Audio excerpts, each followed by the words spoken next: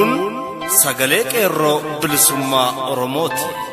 Sagaleen qeerroo bilisummaa Oromoo torbaanitti guyyaa 3 facaasaa yookaan kibxata kamisaa fi jimaata akka lakkoofsa sa'a Oromootti galgala keessaa sa'a 7:00 hanga 8tti meetir baandii 16 yookaan kiiloo heerzii 17,840 irratti qilleensa irraan isiniif darbuudha.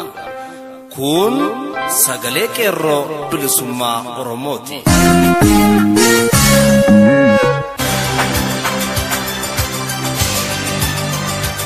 Jimaata amajjii 26 bara 2018 ashamaa harka fuuni akkam jirtu kabajamoo fi jaallatamoo dhaggeeffattoota sagalee qeerroo bilisummaa Oromoo.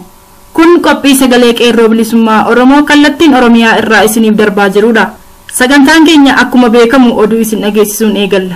Itti aansuun qophii addaa isin biraan geenya. Walleen warraaqsaas qaama sagantaa keenyaati. Isin keessummeessa kan isin waliin turu an Magartuu Guutamaati. Hanga xumura sagantaa keenyaatti nu waliin turaa jechaa amma kallattiin gara oduuttan isin dabarsa. Ashama akkam jirtu kabajamoo dhaggeeffattoota keenya oduu guyyaarraaf qopheeffanni qabadhee dhiyaadheera oduu waliin aan Abdii Bilisummaati. Qaamni mootummaa wayyaanee yeroo adda addaatti sabaaf sablammoota biyyattii irratti yakka hamaa raawwataa jira. Mootummaan faashistii wayyaanee waan fedhii namaa hin taanee fi hawaasni jibbu dirqiidhaan fudhachiisuudhaaf doorsisaa fi afaan qawwee fayyadamaa akkuma ture ammas itti fufuudhaan gocha suukkanneessaa raawwachuu irratti argama. Sagantaa keenya darbe irratti akkuma gabaasnee turre mootummaan wayyaanee godina Shawaa Bahaa aanaa Booraa magaalaa Boteetti ajjeechaa gara jabinaa raawwachuun ni yaadatama. Sababiin ajjeechaa kanaas sababa alaabaa biyyattii ta'uun barameera. Biyya Itoophiyaa jedhamtu kan afaan qawween ijaaramte kana keessa alaabaan lama jiraachuun beekamaadha. Akkuma heera biyyattii keeyyata 3 fi 5 irratti ibsametti alaabaan lamaa fi afaan hojii lama jiraachuun kan beekamedha. Innis afaan hojii federaalaa fi afaan hojii naannoo, alaabaa federaalaa fi alaabaa naannooti. Akkuma beekamu alaabaa Impaayera Itoophiyaa afaan qawween bittilamte kana keessatti yeroo adda addaatti saboonni biyyattii afaan dhaloota hojiirra ooluu dhabuu fi alaabaa gabroonfataa kana jibbuudhaan mormii taasisaa turuun isaanii ni yaadatama. Keessattuu uummanni Oromoo erga murna Habashaa kanaan cabee tole jedhee gabrummaa fudhatee jiraataa hin turre. Yeroo adda addaatti mormii taasisanii mootummaan abbaa irree kunis dirqamaan kaayyoo fi akeeka isaa fudhachiisuudhaaf humna qabu fayyadamee hawaasa biyyattii qawweedhaan ajjeesaa tureera. Keessattuu barattoota Oromoo sadarkaa olaanaa haga gadaanaatti humna waraanaa isaa erguudhaan ajjeechaa gara jabinaa raawwataa tureera. Ammas itti fufuudhaan dubbii aanaa Booraa magaalaa Boteetti ta'e jedhamee akka diinaatti barattoota Oromoo daa'imman sadarkaa tokkoffaa baratan irratti humni nageenyaa dhukaasanii ajjeesan yakka gara jabeenyaan dalagamedha. Manni barumsaa ajjeechaan keessatti raawwate sun kan mootummaa naannoo Oromiyaa waan ta'eef alaabaa Oromiyaatiif fannifamuu qaba jechuun tarkaanfii barattoonni fudhataniin alaabaa federaalaa yommuu fannisuu didanitti dirqamaan fannifamuu qaba jedhamee balaan qaqqabeera.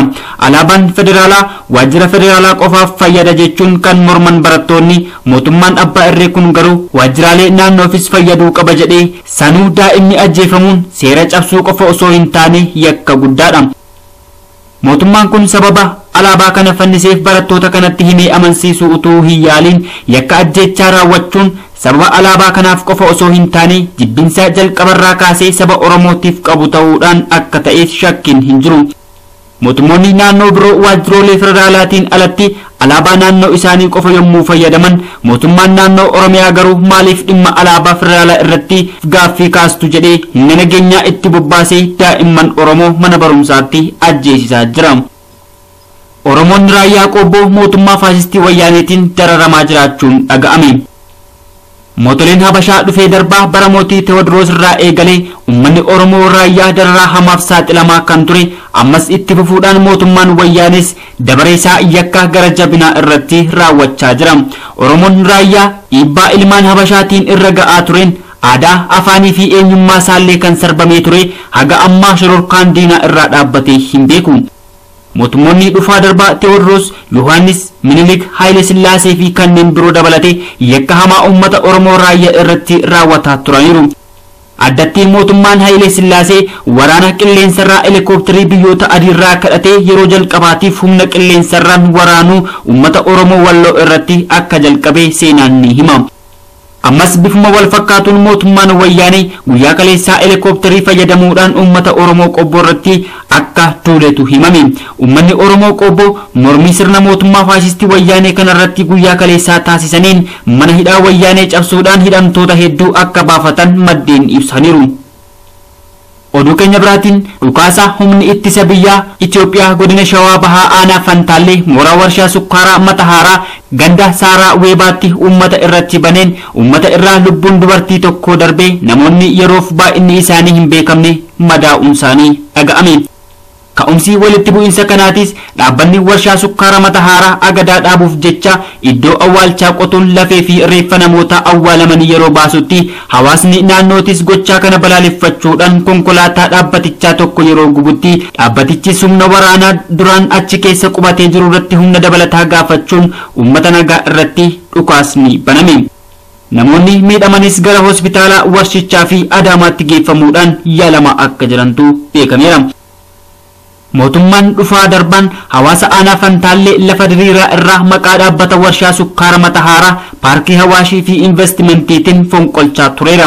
Ammas mootummaan wayyaanee kuduraaf fuduraa jechuun maqaa investimentiitiin lafa hektaara bal'aa maangoo fi burtukaanaaf uwwifame Allaamuddin laachuudhaaf uummata hiraarsaa ture ammas itti jira. Uummanni Karrayyuu bara mooticha Hayilee Sillaasees qe'ee isaaniirraa buqqaanii jireenya dhabaa kan turan namoonni hedduun mootummichaan qabamanii achi buuteen isaanii kan dhabame haga har'aa dabni karaa mootummaatiin irratti raawwatamu irraa dhaabbatee hin beeku. Uummanni Karrayyuus falmaa utuu hin lakkisin haga har'aa weerara karaa daangaan irratti raawwatuu fi keessaan irratti raawwatu falmachuudhaan wareegama lubbuu kaffalaa har'a ga'aniiru.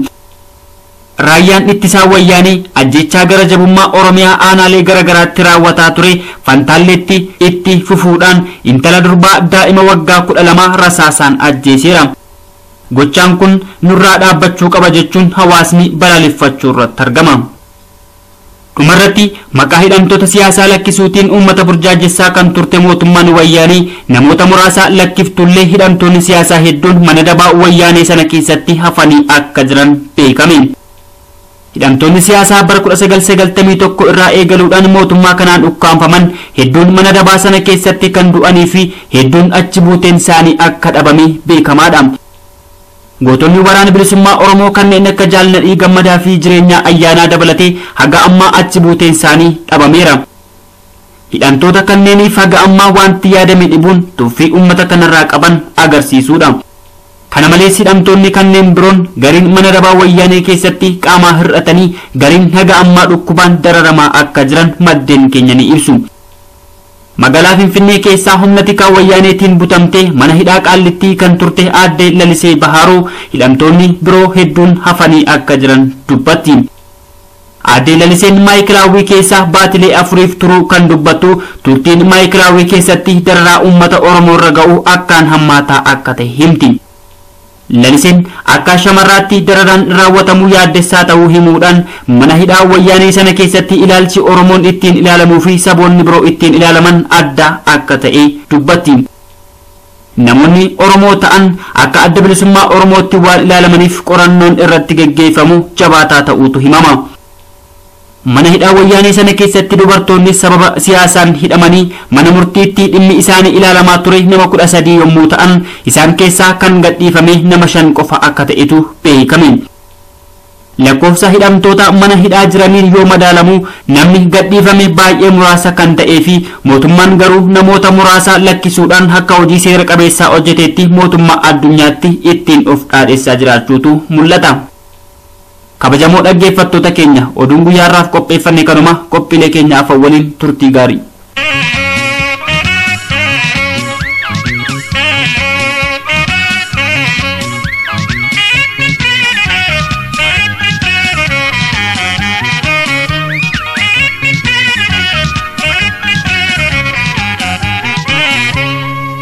dhaggeeffataa jirtan qophii sagalee qeerroo bilisummaa Oromoo meetir baandii 16 yookiin kiiloohertzii 1740 irratti isiniif darbaa jirudha.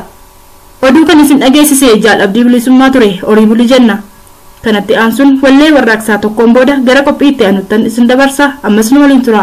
Oromiyaa biyya badhaatu haadha seena agaazii si marse waraansi itti labse qeerroon jabaannee si eegna. Oromiyaa biyya badhaatu haadha seena agaazii si marse waraansi itti labse qeerroon jabaannee si eegna. Osoo hin du'in nu awwaalanii kan qabnu maraa hunda saamanii nuti waan jirru maal jirraa jenna handhuuraa keenya muruudhaaf nurraa shororkeessotaa nu jettee jireen harka rukutiif bitamtuu narreen nuti waan jirru maal jirraa jenna finfinnee humnaan fudhachuuf nurraa nuti waan jirru maal jirraa jenna biyya keenya humnaan fudhachuuf nurraa.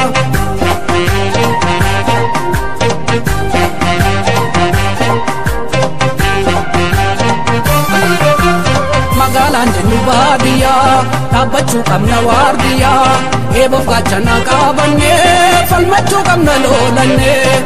Magaalaan jennu baadiyyaa dhaabbachuu qabna waardiyaa eeboof gaachana qabannee falmachuu qabna loolannee.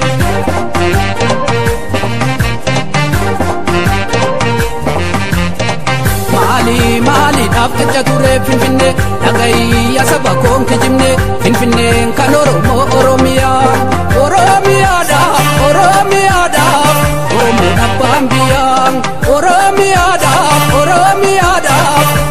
dhabbaan biyyaa abbaan biyyaa abbaan biyyaa abbaan biyyaa abbaan biyyaa abbaan biyyaa abbaan biyyaa abbaan biyyaa abbaan biyyaa.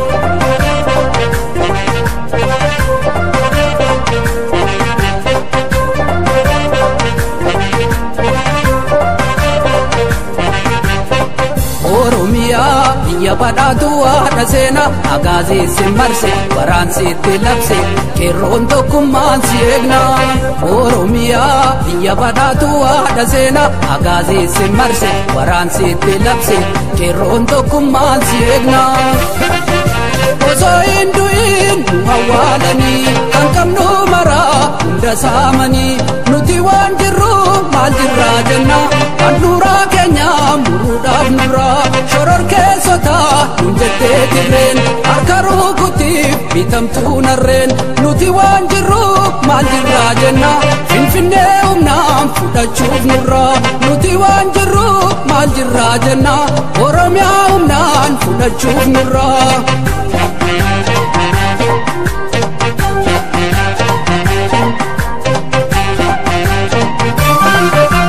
Finfinnee atis dubbadhu tufaamuun atis yaadu alagaan sitti roorrisaa si qircachuuf si bokkisaa. Finfinnee atis dubbadhu tufaamuun atis yaadu alagaan sitti roorrisaa si qircachuuf si bokkisaa.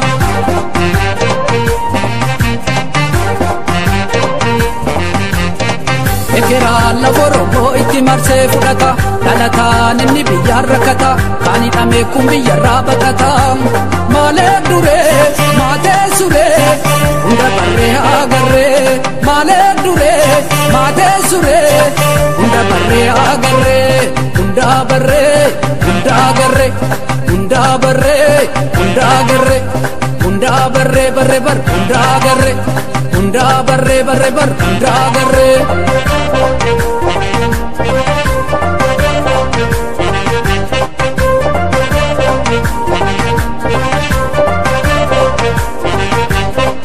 Oromiyaa biyya badhaatu haadha seena agaazii si marse waraansi itti labse qeerroon tokkummaan si eegna. Oromiyaa biyya badhaatu haadha seena agaazii si marse waraansi itti labse qeerroon jabaannee si eegna.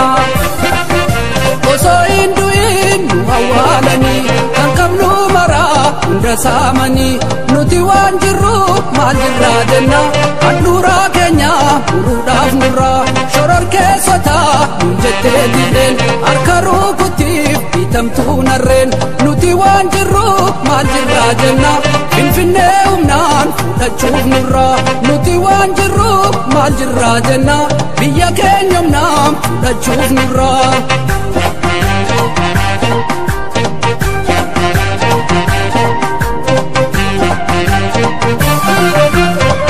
Oromoonni ajiraachinu abbummaa mirkaneeffannu yoo callisni Oromoota boruu seenaan nu gaafata biyya keenya jiraachinu abbummaa mirkaneeffannu yoo callisni Oromoota boruu seenaan nu gaafata.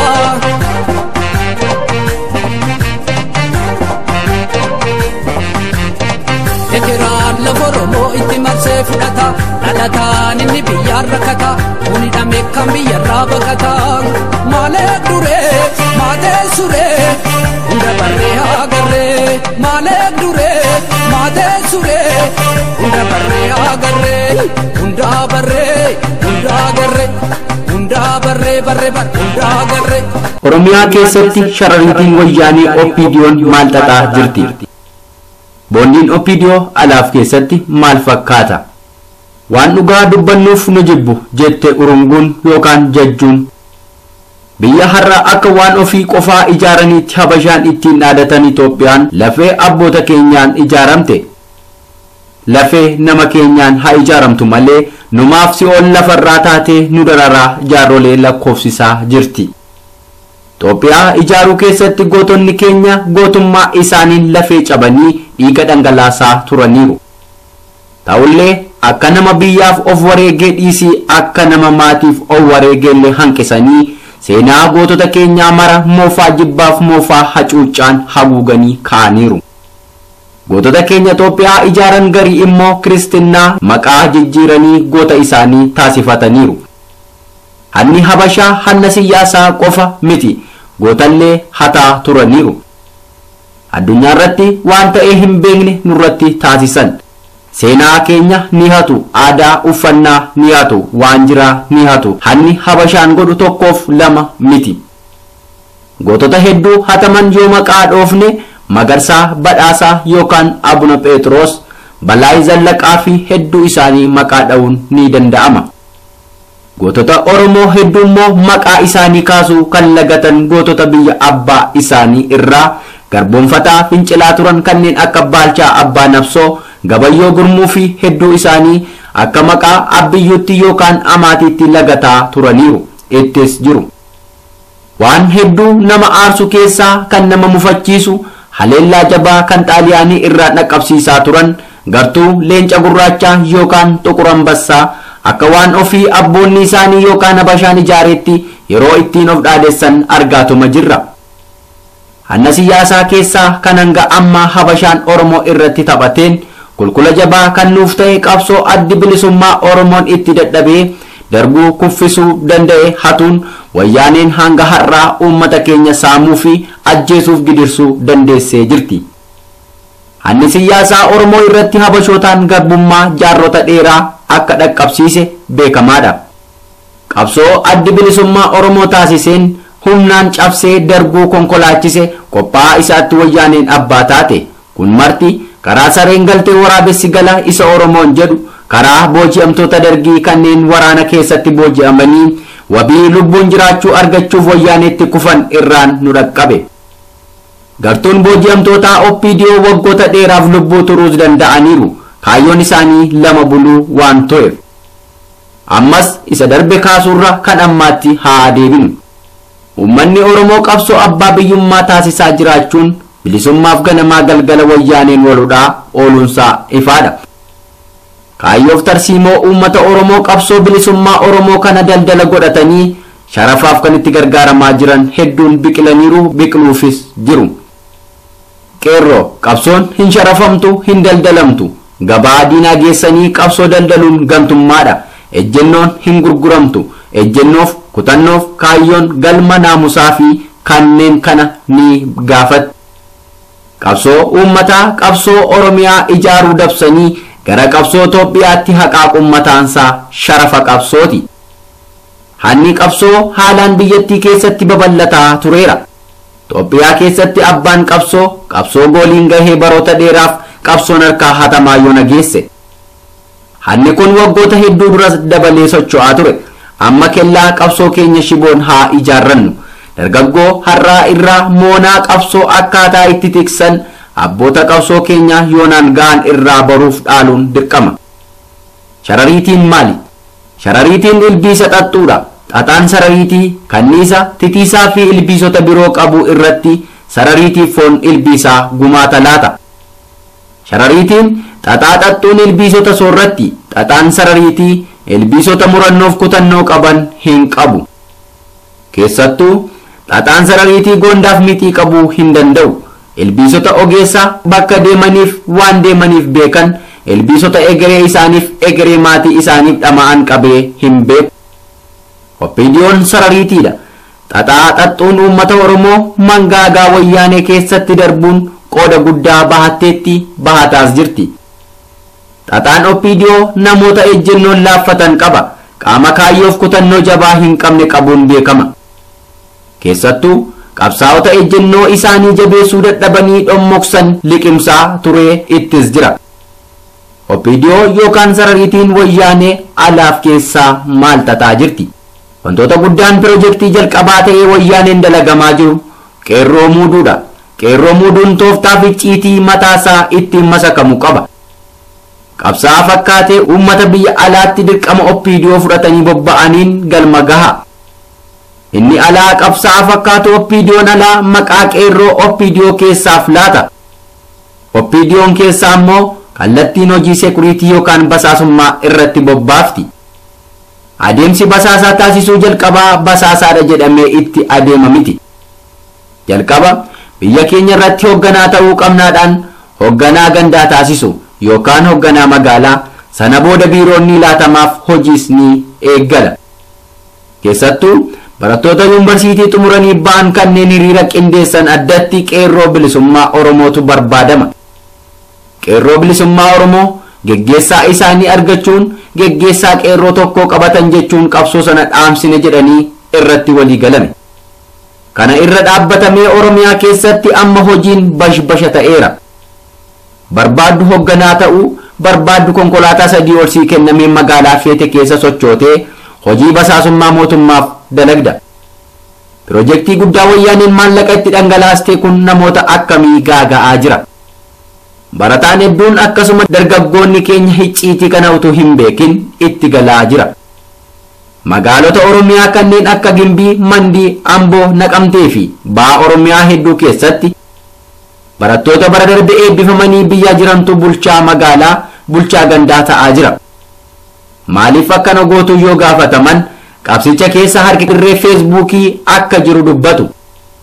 Sanas qabsoo karaa nagaa jecha jettu barattoota dura qabaa akka jiran, akkasuma caasaa mootummaa mara seennee dhiibbaa uumnee biyyatti bulchina maqaa jedhuun gowwoomfamaa akka jirantu himama. Karoorri sarariitii kun namoota ejjennoo hin qabne qabuu danda'eera. Sarariitiin ilbiisota akka titiisaa kan bakka mara seenuu qabdi jenne mitiire. Sarariitiin titiisa kosii garaa garaarra jiraataa turte akka qabdee foonessitee nyaattu namuu beeka.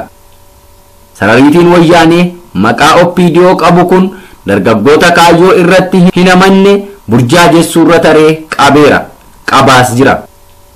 Sarariitii oppiidiyoo xaxaa jirtuun dargaggoonni qabaman kun dhumni isaanii akkam ta'aaf wal naman gaafachiisu.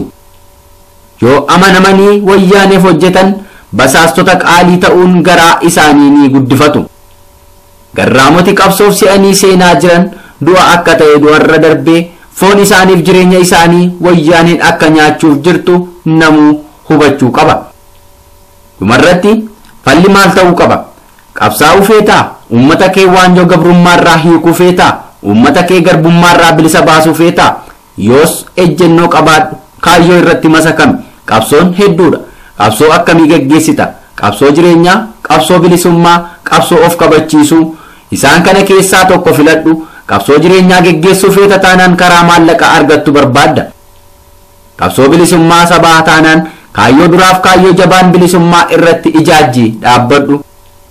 Gaafa qilleensi waliin dhooftotaa dhufu akka muka baargamoo hin raafamin. Muka jabaataarraa sibiila jabaa dhaabbii tole ta'i.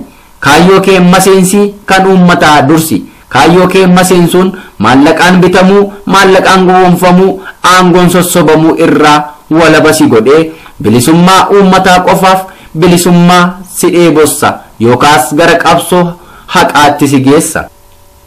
duuchaatti qabsoon qeerroo bilisummaa Oromoo hundeen kukkutuun kaayyoo adda bilisummaa Oromoo hongeessuuf taasifamu itti fufee jira. Qeerroo bilisummaa Oromoo argachuun nama ija tafkii barbaadu isaan taasiseera. Dargaggoota hedduu filanii aangoo laataafii jiru. Dargaggootni kun ammas qeerroo dhaabni adda bilisummaa Oromoo ijaare ta'uu dhabuu irraan kan ka'e mataa bo'uu ta'eeraaf. Kumaaraan guddaan wayyaaneen taphataa jirtu injifachuu dadhabuurraan nyaatamuu isaanii ta'aa jira. Ammas boris qeerroo bilisummaa Oromoo abbaan argee hin beeku, abbaan argee hin baru, sichiyyuu mataa dhukkubbii ta'aaf jenna. Qopheessaaf barreessaan qophii kana qalbeessaa dhangi'aan ture. Qophii keenya yeroo biroon hanga wal agarruutti turtii gaarii.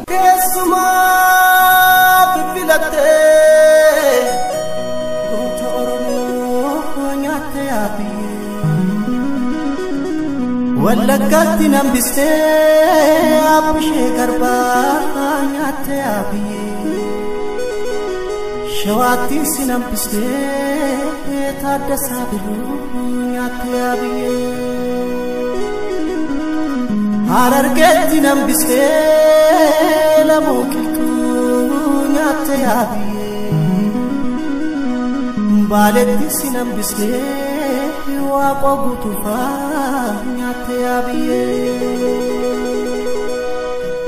seenaa keessan dagannaan jiraannu du'aa gadii kan otoo jiru gowwaan itti iyyee ilaayaa lammii koo goota ofii gaafa jiru aarsu gaafa du'e faarsu nomaa qoodan qabdu ilaayaa saba koo otoo lubbuun jiru qananii si lakkii egaa goota qabdu yoo goonni jiraate bilisummaan qabdu goonni Oromoo irraafaniin ka'u jennaare hin badanii hin ganu jennaare kan du'e gala kan eegnaare goota ofii isa qeerroo dhugaaf kaasu isa du'eef kumaa baasu goota gaaddisa lammii gaachana sabaa goota nafdatu qaba goota gaaddisa lammii gaachana sabaa qeerroo nafdatu qaba.